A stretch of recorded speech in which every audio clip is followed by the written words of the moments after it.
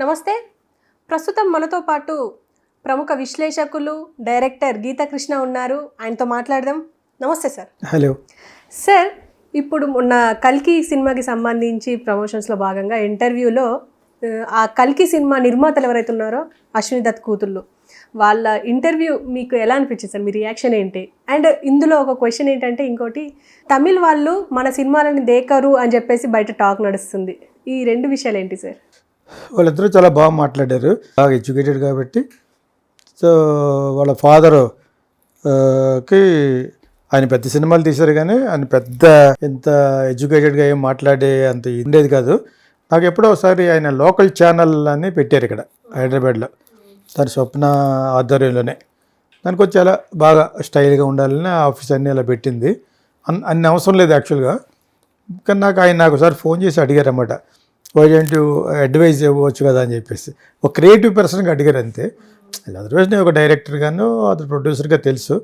నేను ఆల్రెడీ చాలా పెద్ద పెద్ద వాళ్ళతో సినిమా చేసిన, చిన్నప్పటి నుంచి మంచి అనుభవం ఏంటంటే విశ్వనాథ్ గారితో తీసాడు స్టార్టింగే, దాని తర్వాత రామారావు గారితో, చిరంజీవితో బాగా సంపాదించాడు. చిరంజీవితో చేసిన తర్వాత కొంతకాలం పోయిన తర్వాత చంద్రబాబు నాయుడు గారి పక్కకు వెళ్ళిపోవడం, వీళ్ళ ప్రజారాజ్యం టైంలో ఆ టైంలో వెళ్ళి ఓడిపోవడం అని జరిగినాయి. తర్వాత అక్కడి నుంచి స్టార్ట్ అయ్యే ఇంకా గ్యాప్ అలా ఉండిపోయింది. చిరంజీవిని పిలిస్తే వస్తారు. అంతకుముందు ఇదే స్వప్న తీసిన సినిమాలకి ప్రమోషన్కి రమ్మంటే కూడా I think he has come. So ఆ విధంగా బయటికి తెలియదు కానీ, బట్ ఎనీవే మిగతా ఇప్పుడున్న మార్కెట్లో ఉన్న హీరోలు మొన్న మహానటి అనే సినిమా వచ్చే వరకు అండ్ ఆల్సో డైరెక్టర్కి, ఇంకోటి వచ్చి వీళ్ళు ఒక మంచి సినిమా తీశారు కదా, మంచి లవ్ స్టోరీ సీతారామమ్మ, వచ్చే వరకు పాప ఆయన కొంచెం చాలా ఫీల్ అయ్యేవాడు.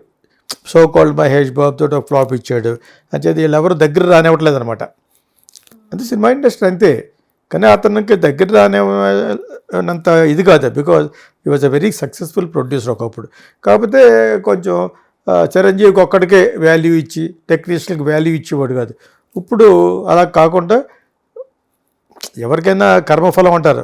అల్లుడు వచ్చిన తర్వాత టెక్నీషియన్సే మెయిన్ అనుకునే తీసిన సినిమాయే కల్కి కదా. టెక్నీషియన్స్కి పెద్ద డబ్బులు ఇచ్చేవాడు కాదు ఒకప్పుడు అశ్విని దత్. అది చాలా బ్యాడ్ ఉంది అతనికి. ఇతనికి బాగా దగ్గరగా అలమనే జనార్దన్ పోయాడు, అతను చెప్తూ ఉండేవాడు యాక్చువల్గా టెక్నీషియన్స్. చిరంజీవి సినిమాలు కూడా ఒక చిరంజీవిని ఒకనే బాగా చూసుకునేవాడు. ఓకే, అది కరెక్ట్ ప్రొసీజర్ కాదు. అంటే అతని మీద నా బిజినెస్ అవుతుంది కాబట్టి అతను ఒకటికే నేను బాగా చూసుకుంటాను అన్న లెవెల్ ఉండేవాడు. ఇప్పుడు అలా కాదు. ఇప్పుడు now the days have changed. So దానికి అనుగుణంగా వీళ్ళకి ఆల్రెడీ లోకల్ ఛానల్ పెట్టి ఒక చిన్న సినిమా ఎవడే సుబ్రహ్మణ్యంతో అనుభవం సంపాదించి స్లోగా ఎదిగిన కొంచెం ఎడ్యుకేటెడ్ మెచ్యూరిటీ వచ్చిన ప్రొడ్యూసర్లు ఎవరంటే స్వప్న దత్ అండ్ ఇంకొక అమ్మాయి పేరు, ఏదో అమ్మాయి పేరు కూడా దత్ అనే ఉంటుంది కదా, 2 that's. So whatever it is, they both spoke very well ఆ ఇంటర్వ్యూలో.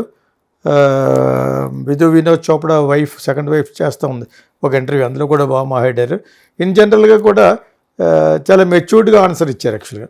చాలా they promoted their own director come her husband కదా, నాగ అశ్విన్ గురించి బాగా మాట్లాడి ఐడియా చెప్పిన తర్వాత ఒక 2-3 ఇయర్స్ ఆలోచించి బాగా కష్టపడి తీసింది. యాక్చువల్గా ఐఎమ్ అగెయిన్స్ట్ దోస్ ఫిలిమ్స్. ఇటువంటి ఒక ఐడియా వస్తుంది, నేను బెడ్రూమ్కి వెళ్ళి వచ్చే లోపల ఇంకో ఐడియా వస్తున్నాను. అలా ఒక ఐడియాని పట్టుకుని 4-5 సంవత్సరాలు 5 సంవత్సరాలు బోరుగాళ్ళు అనుకుంటాను నేను. ఏదో పాన్ ఇండియా కాన్సెప్ట్ పెట్టి కొంతకాలం పోయిన తర్వాత మనం ఎంత ఖర్చు పెట్టామన్నా నమ్మేస్తారు యాక్చువల్గాను. ఆ విధంగా బిజినెస్ పరంగా చూసుకుంటే తప్పితే ఒక డైరెక్టర్గా ఇతను ఒకడు ఇలా ఉంటారు చాలామంది, రాజమౌళి ఇప్పుడు ఇండియాలో, లేకపోతే బాలీవుడ్లో స్టీవెన్ స్పీల్బర్గ్ అండ్ జార్జ్ లూకాస్, ఇంకా పెద్ద పెద్ద ఉన్నారు. సో వీళ్ళంతా అవతార్ తీసిన వీళ్ళంతా కూడా అంత నాకు పెద్ద లైక్ చేయనమాట. బికాజ్ సో మెనీ థింగ్స్ అలా పెట్టుకుంటూ all your creativity is be diluted.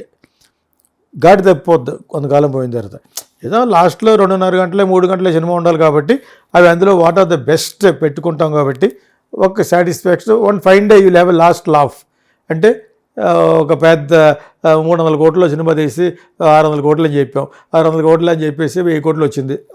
అది అంతే తప్పితే యాజ్ ఎ జాబ్ సాటిస్ఫాక్షన్ ఉండాలంటే సమ్ ఐ డోంట్ లైక్. ఒక 10 సినిమాలు తీయచ్చు ఈ టైంలో, ఈ 3 సంవత్సరాల్లో. ఫెంటాస్టిక్ కాన్సెప్ట్ చేయొచ్చు.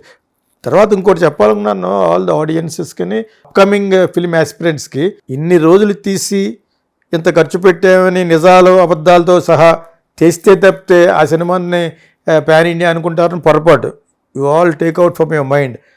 Pan India movie can be a love story. Okay, మరి సీతారామం అలాగ ఆడింది కదా. So that could be a concept which doesn't have all this technicalities. ఎక్కువ సింథటిక్ అను, ఇట్స్ సింథటిక్ అంటే తెలుసు కదా, ఆర్టిఫిషియల్గా తయారు చేసింది. సినిమా అంతా సింథటిక్గా ఉండే సినిమాలు ఎన్ని చూస్తాం, ఒకటి రెండు. బెన్హర్ చూసాం ఆ రోజుల్లో, సింథటిక్ కాదు, రియాలిటీ అది. ద బైబిల్, అటువంటి సినిమాలు చూసాం. ఇంకా క్లోజ్ ఎన్కౌంటర్స్, జురాసిక్ పార్క్, ఇవన్నీ కూడా సింథటిక్ అనిపించుకోకుండా తీసిన గొప్ప గ్రాఫిక్ సినిమాలు. వాళ్ళు 300 ఎన్నిసార్లు చెప్పిన ఏదో చెప్తున్నాం అంటే they are the milestones of the modern era where they have used graphics, green mat, ఇవన్నీ. సో ఓకే, మోషన్ టెక్నిక్స్ ఇవన్నీ వాడారు కదా జేమ్స్ కెమెరన్ వాడినట్టుగా. సో అన్నీ కలిసి మనకు అన్నీ అందుబాటులో ఉన్నాయి కాబట్టి world has become very small because of internet. So దాని గురించి అవన్నీ స్టడీ చేసి తీయడానికి చాలామంది డైరెక్టర్లు కానీ నేను completely against. Maximum 1 year, though it's అందులోనూ డిఫరెంట్ లొకేషన్కి వెళ్ళి తీయాలి కాబట్టి 75% న్యాచురల్ ఆర్గానిక్గా ఉండాలి సినిమాని. 25% ఎక్కడన్నా కాంట్ బట్ పొజిషన్లో వాడాలి తప్పితే ఇప్పుడు 90% సింథటిక్ గ్రాఫిక్స్ వాడి 10% కూడా రియాలిటీ లేకుండా ఉన్న సినిమాలు అంటే నేను ఇష్టపడను. ఆడియన్స్కి ఇప్పుడు ఎంత ఖర్చు పెట్టు అవెంజర్స్ అది ఇది అంటూ ఉంటారు. They are all video games ఇష్టపడిన బచ్చాగాళ్ళ కింద లెక్క. యూ మస్ట్ లో మంచి సబ్జెక్టులు కూడా క్యాన్ బీ, ఏదో వాళ్ళే తీశారు కదా, సీతారామం తీశారు కదా, ఇప్పుడు ఇది తీయడం పొరపాటు అని కాదు యాక్చువల్గా. సో దానికి చాలా హైప్ చేస్తున్నారు, చేయాలని ఐఎమ్ ఫర్ దట్ ఓన్లీ. ఆ అమ్మాయిలిద్దరు కూడా చాలా బాగా మాట్లాడినారు, చాలా మైండ్ బ్లోయింగ్గా అనిపించింది మాకు, చెప్పిన మన్నాడు ఆలోచిస్తే అని చెప్పేసి చాలా ఇదిగా మాట్లాడారు. అందులో నటించిన వాళ్ళందరూ కూడా చాలా బాగా కోఆపరేట్ చేశారు. ఎలాగంటే ప్రమోషన్ అందరూ వచ్చి వీళ్ళు కూడా అంత మర్యాద ఇచ్చి రప్పించారు కాబట్టి దేవుడు NN Mumbai, almost all the states. Kamal Haasan కూడా అదే చేశాడు కదా. విక్రమ్ సినిమా కాదు, గొప్ప సినిమాయే కాదు యాక్చువల్గా, నాకు నచ్చిన సినిమా అది. ఏదో అది ఆ ఏజ్ ఏటో అతనికి ఏదో గన్నులు పట్టుకోవడం, చెత్తగా సినిమా అది. సో దానికి కూడా అన్ని చోట్లకి వెళ్ళాడు. అందులో సంపాదించిన తర్వాతే అతను సెటిల్ అయ్యాడు. అది నిజంగా మనసు పెట్టిన తీసిన సినిమాలు ఇంత డబ్బులు రాలేదు. అది ఎవడో కనకరాజు అన్న వాడికి ఇచ్చాడో, ఆర్టిఫిషియల్ తీసాడో ఆడింది. ఇప్పుడు ప్రస్తుతం అలాగ అయిపోయింది. ఎలాగంటే ఒక చాలా సక్సెస్ఫుల్ స్పీక్ కదా, సక్సెస్ఫుల్ డైరెక్టర్, సక్సెస్ఫుల్లో ఉన్న యాక్టర్స్, క్యారెక్టర్స్ కూడా సక్సెస్ఫుల్ ఫిల్మ్స్లోంచి వచ్చి, ఇప్పుడు సత్యరాజు అంతా అయిపోయిన తర్వాత మార్కెట్ వచ్చినట్టు లెక్క అతనికి. అతను హీరోగా చేసినప్పుడు ఇంత రెమ్యునరేషన్ ఊహించుకొని ఉన్నాడు. ఓకే, సో అంతా అయిపోయింది. ఖాళీ కూర్చున్న తర్వాత వచ్చిన కేరతగౌడకి, శరత్ కుమార్కి, వీళ్ళందరికీ ఇంకా తెలుగులో తక్కువ ఉన్నారు. వీళ్ళంతా నాన్ తెలుగు పీపులే. ప్రకాష్ రాజ్కి ఎప్పుడు ఒకేలా ఉంది, బికాజ్ మంచి నటుడు కాబట్టి. ఓకే, సో వీళ్ళు చాలా బాగా మాట్లాడారు. వీళ్ళు రోజు రోజుగా మెచ్యూరిటీ వచ్చింది, మెచ్యూరిటీ వస్తున్నట్టుగా ఉంది. నవ్వు వాళ్ళ యొక్క మెచ్యూరిటీ, నాలెడ్జ్ అంతా కలిసి అందరినీ చూసి మార్కెటింగ్ కూడా బాగానే చేసుకుని ఉంటారని నేను అనుకున్నాను. I expect. అండ్ ఆల్సో తమిళ్లో ఇది మట్టుకు ఇప్పుడు మనోజ్ దేశాయ్ అని ఒక అతను డిస్ట్రిబ్యూటర్ ఉన్నాడు, అరేంజ్ చేసే ముంబై నార్త్లో అన్ని స్టేట్లకి అరేంజ్ చేసి అతను కూడా కొంచెం అనుమానం, కొన్ని చోట్ల బాగుంది, కొన్ని చోట్ల ఇంకా అనుకున్నంత ఆశించినంతగా అడ్వాన్స్ బుకింగ్ లేదన్నట్టుగా చెప్పాడు.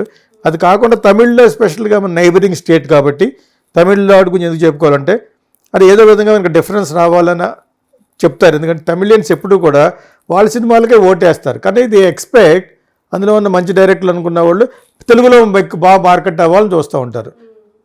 బట్ మన వాళ్ళు ఎంత మంచి ఆడియన్స్ అంటే ఇండియాలోనే ప్రపంచంలోనే best audience Andhra Pradesh Telugu people. Content బాగుంటే చూస్తారు. ఇప్పుడు సోనీ టీవీలో సీరియల్ ఎలా చూశారు, భాష ఉంటే చాలు కుర్చీకి అతుక్కుపోయి చూస్తూ ఉంటారు. ప్లస్ కొంచెం రిచ్గా ఉండాలి, ఈ రెండిట్లో పడిపోతారు తెలుగు మాట్లాడేవాళ్ళు. సో ఆ విధంగా తమిళ్ రాని, హిందీ రాని, యాజ్ లాంగ్ హిందీకి అంత లేదు కానీ as long as south Indian భాషలోంచి ఇక్కడికి ట్రాన్స్లేట్ అయ్యి డబ్బింగ్ అయిన సినిమాలు ఎందుకు చూస్తారంటే అంత పెద్ద పీట అక్కడ బాగా ఆడకపోయినా కూడా ఇక్కడ బాగా ఆడిన రోజులు ఉన్నాయి. సూర్య సినిమాలు, రజనీకాంత్ సినిమాలు. సో ఆ వాళ్ళకి అది లేదు. ఎంత మంచి సినిమా అయినా మన వాళ్ళు కాదు. ఆ డిఫరెన్స్, ఆ రోగం తమిళియన్స్కి ఉంది. అందుకనే కొంచెం ఏంటి పెద్ద బాహుబలి, ఏంటది, ఏంటిది అనేవారు. ఏంటది అంటే మీకంటే గొప్ప సినిమాలు ఏంటది కాదు. ఇక్కడ Telugu people are making better movies than your movies. అందుకనే మణిరత్నం కోసం వీళ్ళు ఎవరో డేట్లు ఇవ్వలేదు. దాని గురించి కాదు, ఎందుకు మళ్ళీ ఏదో కళాకాండం తీస్తాడు ఎందుకు వచ్చిన కూడా అని 4 సార్లు తప్పించుకున్నారు వీళ్ళు. ఈ మహేష్ బాబు వీళ్ళందరూ. నేను మళ్ళీ ఎందుకు రిమైండ్ చేస్తానంటే తెలుగు పీపుల్ మీ సినిమాలు కూడా ఆదరిస్తారు కాబట్టి మీకు ఇంకొక 40-50 కోట్లు ఎక్కువ వస్తున్నట్టు లెక్క. భారతదేశంలో ఎక్కడ ఇటువంటి స్టేట్లు ఉండవు మీకు. ద సేమ్ థింగ్ మీకు లేదు. ఎప్పటి నుంచో నేను మెడ్రాస్లో ఉన్న నుంచి కూడా చిరంజీవి సినిమాలు ఆడేవి కాదు. మహేష్ బాబు సినిమా మంచి సినిమా ఆడాలని ఒకప్పుడు ఏదో డబ్ చేశారు, 2 రోజులు ఆడలేదు. మళ్ళీ ఆ పేర్లు ఎందుకని మళ్ళీ గుర్తు చేయడం. వాళ్ళు అంతటి దాన్ని ఏమంటారంటే they are more of their own linguistic ఉంది కదా, ఆ తమిళ్ లాంగ్వేజ్ మీద ఉన్న ఈ దాని మీద వాళ్ళు ఒప్పుకోరు. వాళ్ళు శ్రీలంక వెళ్ళినా మళ్ళీ మాకు సెపరేట్ తమిళనాడు కావాలంటారు. వాళ్ళ మెంటాలిటీ ఎందుకంటానంటే అది. కానీ వాళ్ళ సినిమాలు ఇక్కడ ఆడాలి. ఇక్కడ కొంతకాలం మన వాళ్ళు బాయ్కాట్ చేస్తే అప్పుడు బుద్ధి వస్తుంది. ఇంక ఎలాగ 5 భాషల్లో సినిమాలు ఓటీటీ ప్లాట్ఫామ్లో చూస్తున్నాం కాబట్టి మరి థియేటర్లోకి వచ్చిన డబ్బు ఇంకక్కడ రాదు. థియేటర్లో ఇక్కడ కొంటారు ఒక్కొక్క సినిమాని 20 కోట్లకి 30 కోట్లకి. మన సినిమాలు అక్కడ కొనరు సరికదా. ఇప్పుడు చూడు ఈ కల్కి సినిమాకి ప్రపంచం అంతా కూడా ఒక లెవెల్లోకి వెళ్తుంటే ఏంటి ప్రభాస్, ఏంటి కల్కి, ఏంటి అది అని వెంటనే కొర్రరు అనమాట ప్రజలు కూడా. I'm not blaming only Tamil film industry. ప్రజలు కూడా సినిమా హిట్ అయిపోయిన తర్వాత ఎన్న పండుగ ఎన్న పడవేది అప్పుడు అంటారు అనమాట. అప్పుడు ఎవడో అంటాడు నువ్వనేది దేశం అంతా అంటున్నారు కాబట్టి నువ్వు అంటున్నావు. కాపీ మాస్టర్లు అనమాట మీరు.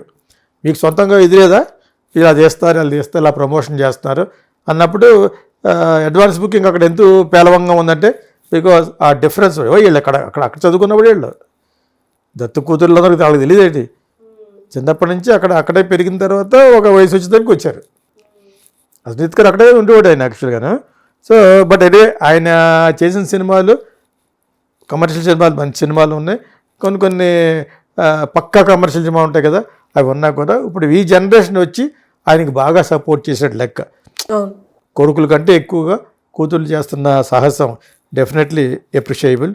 I wish all the that's, that is Swapna Dutt and her sister also best of luck. And the director also I think it should do well.